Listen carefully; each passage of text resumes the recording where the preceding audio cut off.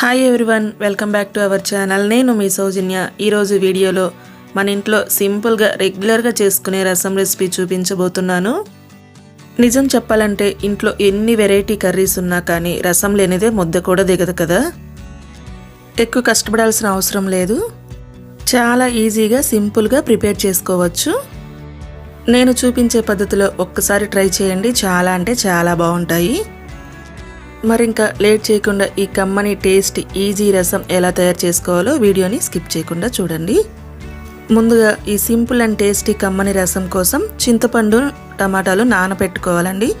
దానికోసం ఒక గిన్నె తీసుకొని 3 మీడియం సైజ్ టమాటాలు బాగా పండినవి ముక్కలుగా కట్ చేసుకొని వేసుకోండి.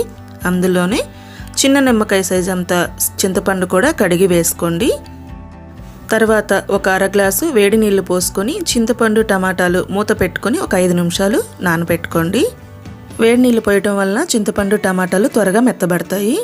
తర్వాత రసంలోకి మసాలా నూరుకోవడం కోసం ఒక 15 మిరియాలు, 1 టేబుల్ స్పూన్ జీలకర్ర, 1/2 టేబుల్ స్పూన్ ధనియాలు, ఒక 8 నుంచి 10 వెల్లుల్లి కూడా తీసుకొని వీటిని చిన్న మిక్సీ జార్లోకి వేసుకోండి.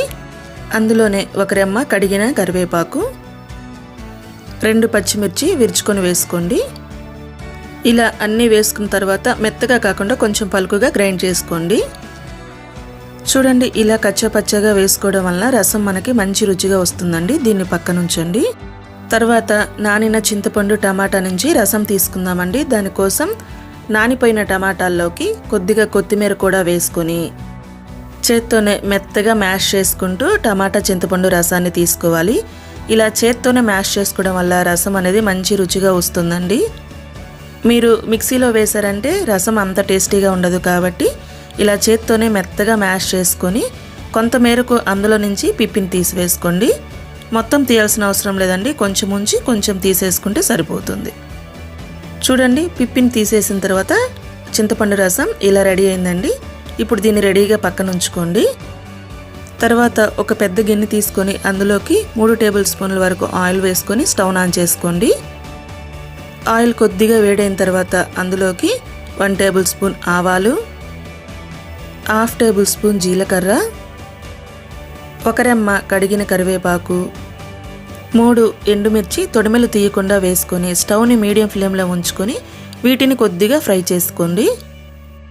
ఎండుమిర్చి కరివేపాకు కొద్దిగా వేగిన తర్వాత అందులోనే చిటికెడు పసుపు, కొద్దిగా ఇంగువ కూడా వేసుకోండి. ఇంగువ అసలు స్కిప్ చేయొద్దండి, రసం భలే టేస్ట్గా ఉంటుంది ఇంగువ వేయటం వలన.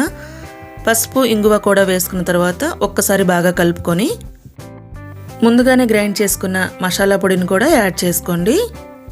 స్టవ్ని సిమ్లో పెట్టుకొని ఈ మసాలా పొడిని 1 నిమిషం మనం వేయించుకోవాలండి. ఎందుకంటే మసాలాలన్నీ మనం పచ్చి వేసాం కాబట్టి ఆ పచ్చిదనం పోవడానికి 1 నిమిషం స్టవ్ని లో ఫ్లేమ్లో పెట్టుకొని వేయించుకోండి. ఇలా మసాలా అంతా 1 నిమిషం ఫ్రై చేసుకున్న తర్వాత ముందుగానే తీసి పెట్టుకున్న టమాటా చింతపండు రసం యాడ్ చేసుకొని అందులోనే పులుపు అడ్జస్ట్మెంట్ కోసం 1/2 లీటర్ వాటర్ కూడా యాడ్ చేసుకోండి. నెక్స్ట్ మీ రుచికి సరిపడా రాళ్ళ ఉప్పు వేసుకోండి. సాల్ట్ అస్సలు వాడొద్దండి, రసానికి రాళ్ళ ఉప్పే చాలా రుచిగా ఉంటుంది.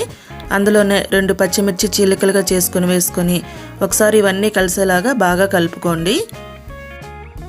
ఈ విధంగా కలుపుకున్న తర్వాత కొద్దిగా గ్యాప్ ఇచ్చి మూత పెట్టుకొని మీడియం ఫ్లేమ్లో 4 నుంచి 5 పొంగులు రానివ్వండి.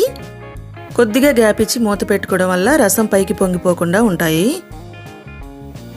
చూడండి, రసం అయితే చక్కగా పొంగొస్తున్నాయండి, మీకు కనిపిస్తుందా? ఇలా మీడియం ఫ్లేమ్లో 5 పొంగులు వచ్చిన తర్వాత చివరగా కొద్దిగా కొత్తిమీర కూడా వేసుకొని ఇంకొక పొంగు రానిచ్చి స్టవ్ ఆఫ్ చేసుకోండి. అంతేనండి, మనం రెగ్యులర్గా చేసుకునే రసం రెడీ అయిపోయాయి. ఈ పద్ధతిలో తప్పకుండా మీరు కూడా ఒకసారి ట్రై చేయండి. చాలా అంటే చాలా రుచిగా ఉంటాయి. ప్రిపేర్ చేసుకోవడం కూడా చాలా సింపుల్ కదా. మరి తప్పకుండా మీరు కూడా ట్రై చేసి టేస్ట్ ఎలా వచ్చిందనేది మీ వాల్యుబుల్ ఫీడ్బ్యాక్ కామెంట్ చేయండి. వీడియోని లైక్ చేసి మీ ఫ్రెండ్స్కి రిలేటివ్స్కి షేర్ చేసి మరిన్ని రెసిపీస్ కోసం మన ఛానల్ని సబ్స్క్రైబ్ చేసుకొని పక్కనే ఉన్న బెల్ని క్లిక్ చేస్తే మా లేటెస్ట్ వీడియోస్ మీ దాకా వస్తాయి. Thank you.